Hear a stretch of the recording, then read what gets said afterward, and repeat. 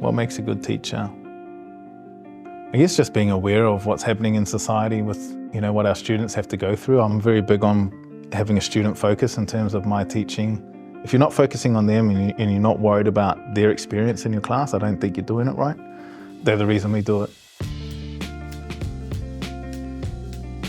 Kia ora, I'm Phillip Borell, Senior Lecturer in Aotearoa School of Māori and Indigenous Studies, as well as being a teacher into the Bachelor of Sport coaching degree.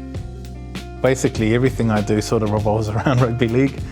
A lot of my research is in that space in terms of being a social scientist in the sports sociology space.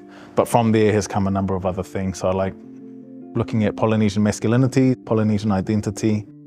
I sort of pinch myself sometimes that I'm able to actually do research on things that I love and then get to teach about it at the same time. I think over time, you realise how influential you can be on a student's time at university. And that's what's motivated me to constantly reevaluate what I'm doing in terms of my teaching. How can I be better? It's just about how can we improve the student experience? What can I do in my class that's going to make students have a good time, but also want to engage with the content, get good grades, and then leave the university feeling like, hey, some of that was pretty fun.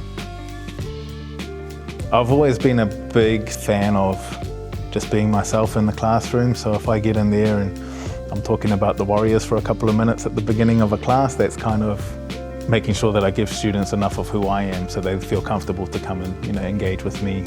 I'd say my teaching style is one of that sort of focuses on engagement, but at the same time just sort of being myself as much as possible and refusing to grow up.